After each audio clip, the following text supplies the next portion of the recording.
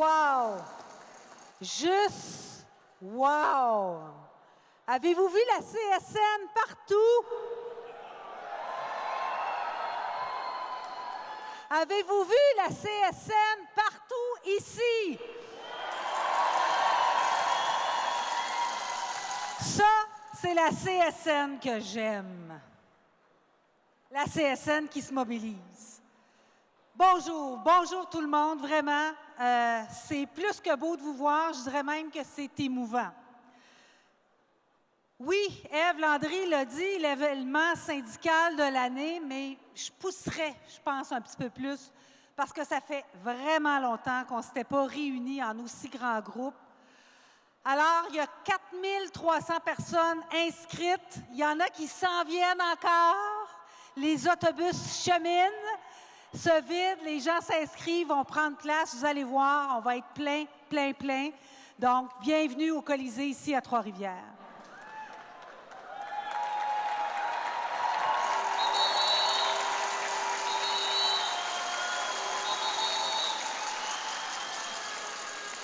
Oui, merci à tout le monde d'être ici. On sait qu'il y a des travailleuses et des travailleurs de partout au Québec qui se sont déplacés.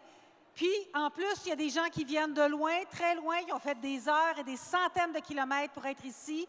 Ça fait vraiment chaud au cœur de vous savoir avec nous.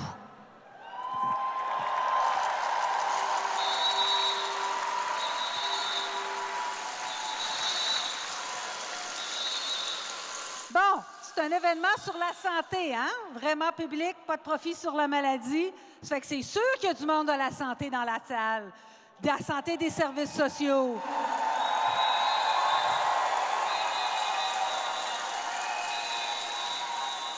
Mais la CSN, c'est une centrale syndicale qui représente pas mal de travailleurs et de travailleuses. Il n'y a pas juste du monde de la santé dans la salle. Tous les autres, je veux vous entendre. Parlez-vous, parlez fort.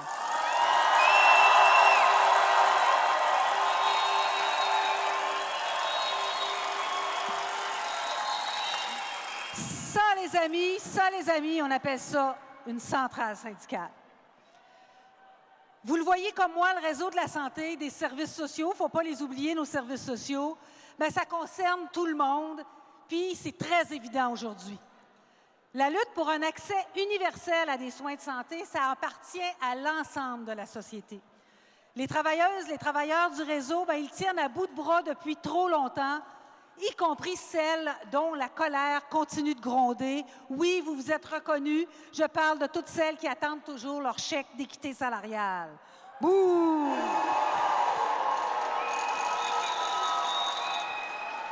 Évidemment, c'est le gouvernement après qui on attend pour les chèques. Hein? Alors, on les talonne, on les lâchera pas pour que vous ayez votre dû. Hein? Ce n'est pas la charité que vous avez, c'est votre dû. Il faut mettre le gouvernement face à ses responsabilités.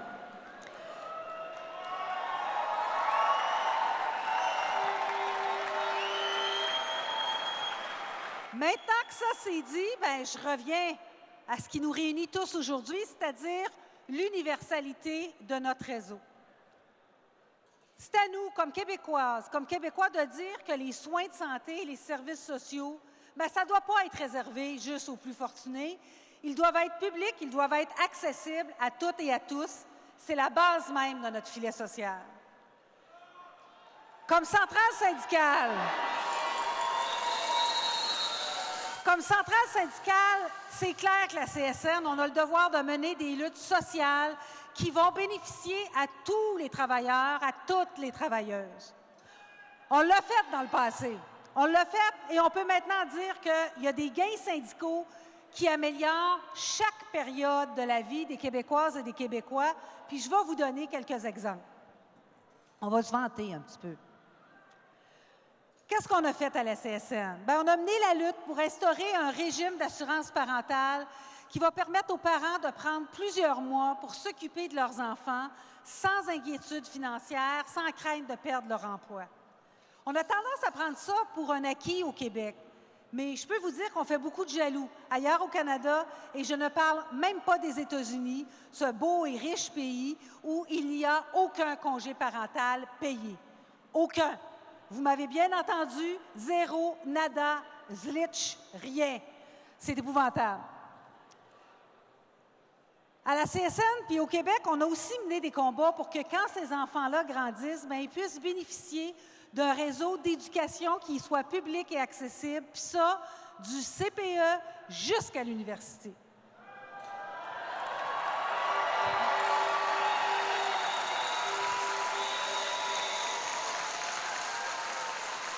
Puis une fois au travail, une fois qu'on commence notre travail, on a milité aussi pour qu'à travail équivalent, chacun, mais surtout chacune, ait un salaire équivalent. C'est ça, les amis, qu'on appelle l'équité salariale.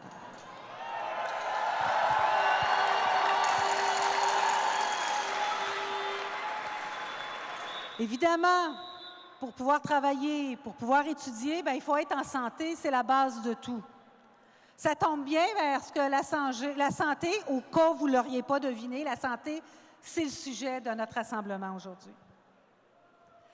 Avec le réseau de l'éducation puis de l'enseignement supérieur, le réseau de la santé puis des services sociaux, c'est un des plus beaux legs de la Révolution tranquille. C'est un legs pour lequel le mouvement syndical, puis peut-être vos parents, puis vos grands-parents, a milité sans relâche depuis. Qu'est-ce qui se passait avant qu'on ait notre réseau public? Bien, à cette époque-là, il y a des parents qui devaient faire le choix entre envoyer un enfant au collège ou encore payer des soins de santé pour un autre enfant. Ou encore, pour obtenir les soins dont ils avaient besoin, il y a des personnes qui devaient s'endetter ou même vendre leur maison. C'est pour ça que dès 1943, et non, je n'étais pas née en 1943, la CTCC, la Confédération des travailleurs catholiques du Canada, l'ancêtre de nous, la CSN, bien, dès 1943, on a revendiqué un régime d'assurance maladie. Puis on a réussi à l'avoir. C'est une longue lutte, mais en 1966, on a eu l'assurance hospitalisation. En 1970, l'assurance maladie.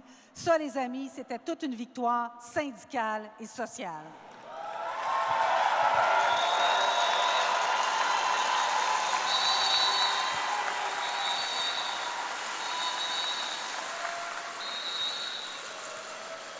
Vous imaginez bien que les compagnies d'assurance n'étaient pas contentes quand on a créé le réseau public.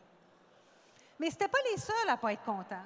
Parce que dès la création de la RAMQ, il y a des médecins aussi qui se sont mobilisés et sont allés jusqu'à faire la grève, tenez-vous bien, pour ne pas être des salariés de l'État et se retirer du régime pour pouvoir exercer dans le privé.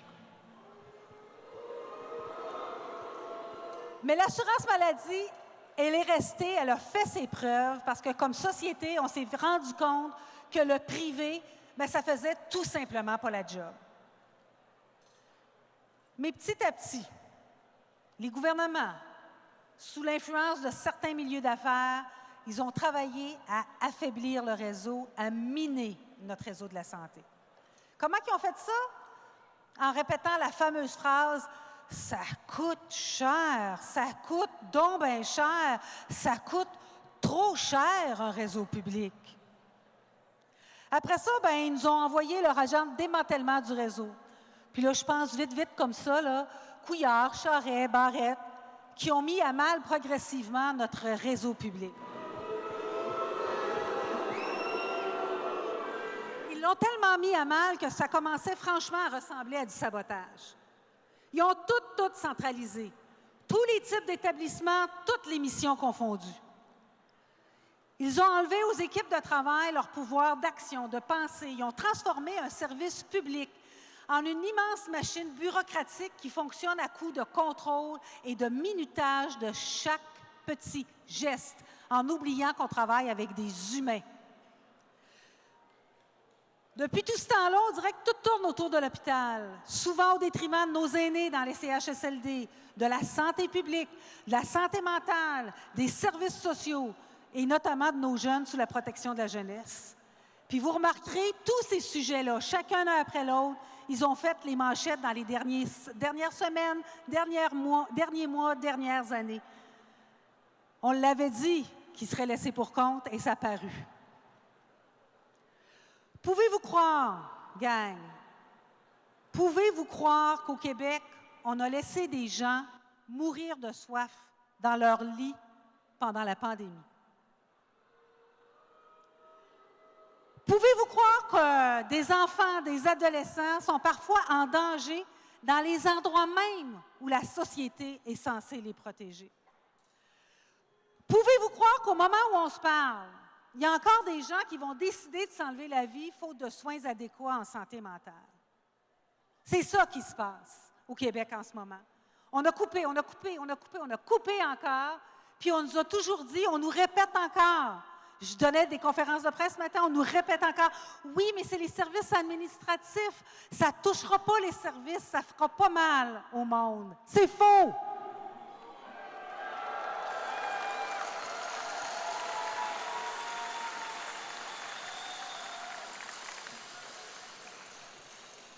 Puis tout ça, après toutes ces attaques, tout ce grugeage du réseau public, bien là, il connaît des ratés. Puis on nous dit que pour réparer ces ratés-là, ça nous prend le privé. Hey, prenez-vous pas pour des valises. On la connaît, la chanson, on a déjà joué dans ce mauvais film-là.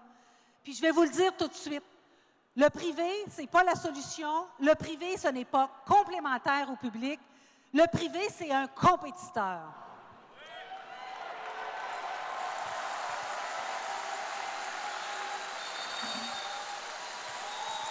La main-d'œuvre du privé, bien, elle vient du public. Les contrats au privé, ils sont octroyés au détriment du public.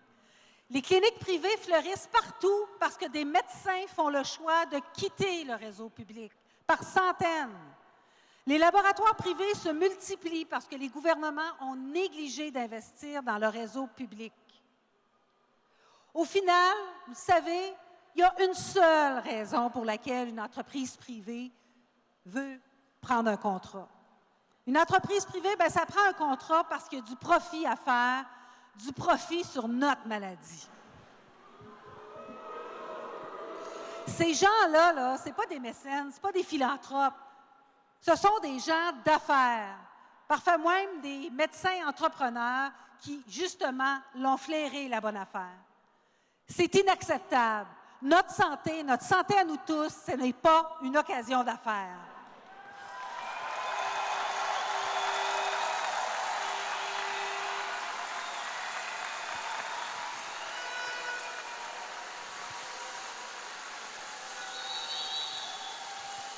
On va s'en parler du privé en santé. On va s'en parler. Concrètement, là, dans la vie de madame, monsieur, tout le monde, ça veut dire quoi le privé en santé?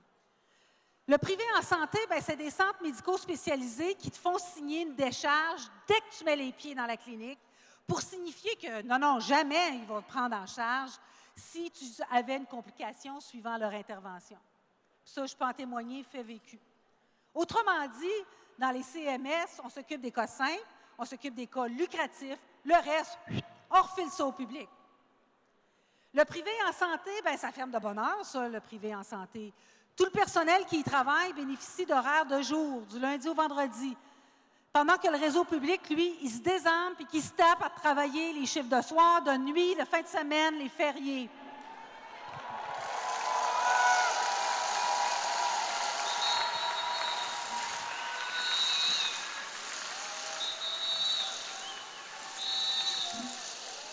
Le privé en santé, c'est aussi des annonces publicitaires qui vont inciter les gens à se procurer des services médicaux, qu'ils soient nécessaires ou non. Le privé en santé, c'est des clauses dans des contrats négociés avec le gouvernement qui incluent une marge de profit sur notre maladie. Mais le privé en santé, c'est surtout la vampirisation de ce qu'on a de plus précieux dans notre réseau. Ce qu'on a de plus précieux, c'est les femmes et les hommes qui y travaillent.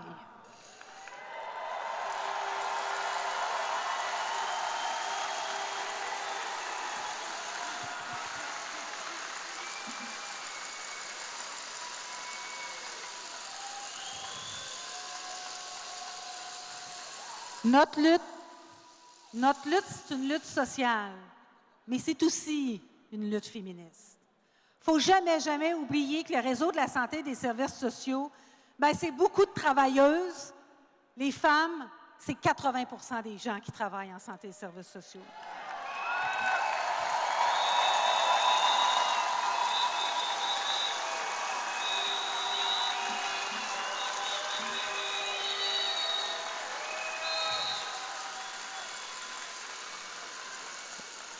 Bonjour, mesdames. Mais aussi, le réseau de la santé et des services sociaux donne des soins, donne des services qui traditionnellement, mais pas juste dans la tradition, encore aujourd'hui, ça retombe sur les épaules des femmes.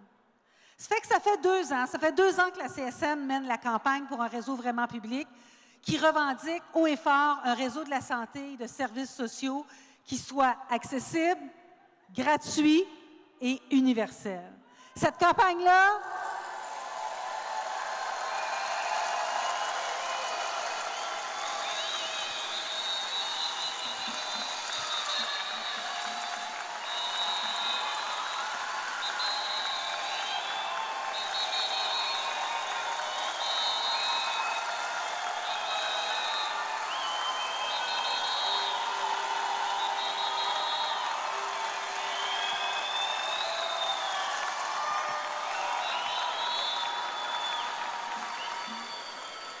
hey, comment voulez-vous que le gouvernement ne nous entende pas? Vous êtes hot.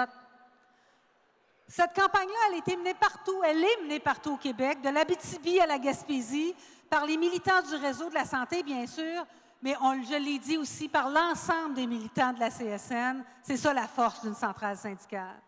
Hey, en 2 ans, là, on a organisé des manifestations dans toutes les régions.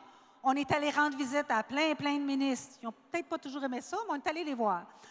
On est allé manifester devant des bureaux de députés. On a déployé des bannières, on a mené une campagne de publicité, on a réagi dans les médias. Puis si on a pu se déployer de manière aussi visible et audible, c'est grâce à la mobilisation de centaines et même de milliers de militantes et de militants aux 4 coins du Québec pour qui le réseau de la santé n'est juste pas à vendre.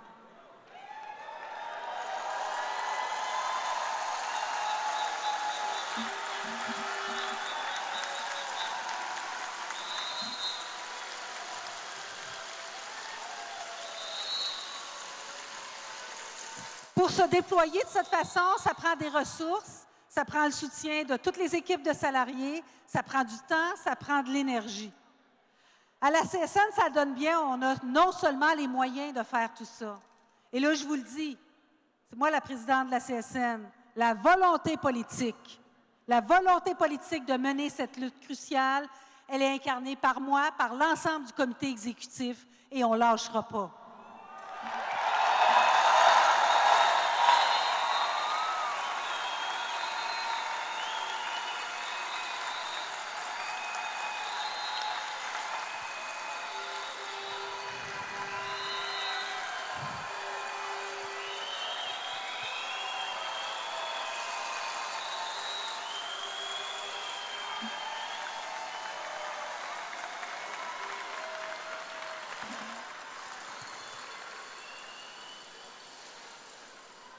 Ça signifie aussi que nous autres, on n'est pas tout seuls là-dedans. Là. Il faut que chacune d'entre vous ici, prenne la responsabilité de barrer la route au privé en santé et même déprivatiser notre réseau. On peut déjà s'encourager, par exemple, parce qu'on constate que notre mobilisation a porté fruit dans l'espace public. On parle de nous, on parle de ça dans les journaux. On a occupé la patinoire, on l'occupe encore aujourd'hui, sans relâche, puis enfin, les choses commencent à bouger. Mais il faut être très clair. Ce n'est pas parce que les choses commencent à bouger que la lutte est terminée, pas du tout. Il reste encore énormément de pain sur la planche pour que notre réseau soit vraiment, mais vraiment public. C'est pourquoi il ne faut pas baisser les bras, au contraire. Alors, pour chaque partenariat public-privé, la CSN elle va être vigilante. Pour chaque poste aboli en faveur de la main-d'œuvre indépendante, la CSN elle va protester. Pour chaque service qu'on veut céder au privé, la CSN va demander que ça cesse. Pour chaque réforme, qu'elle s'appelle Dubé ou n'importe quoi, la CSN elle va se mobiliser comme on le fait aujourd'hui.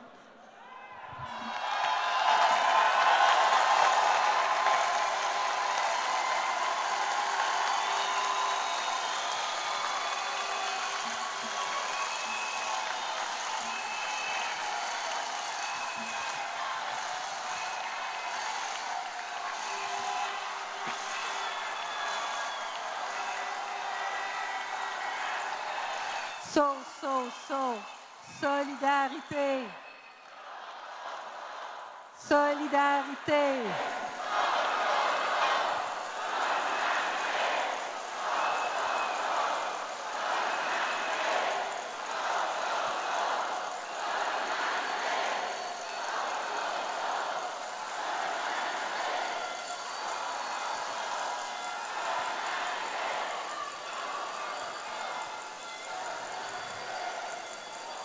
Hey, j'ai des frissons, puis je vous jure, c'est pas la glace de la patinoire. Je vous jure. Mais à la CSN, on va aussi être là pour proposer des solutions concrètes pour résoudre la crise. Des solutions structurantes, des solutions qu'on peut mettre en œuvre dès maintenant à court terme. Vous avez déjà peut-être entendu une de nos premières demandes, le fait qu'on veut mettre fin à l'exode des médecins vers le privé. On a un plan complet à vous proposer. Et le vice-président David Bergeron-Cyr va revenir là-dessus à la fin de l'événement. On va tout vous décliner ça. Donc, moi, je vais vous laisser au bon soin d'Ève Landry. Je vais revenir vous voir en après-midi. C'était super de vous avoir. Il y a du monde qui m'ont dit, Caroline, c'est pas énervant à parler ici ce matin. C'est comme une classe, mais en plus gros. Moi, vous dire quelque chose, vous êtes un Christi de bon groupe. Solidarité.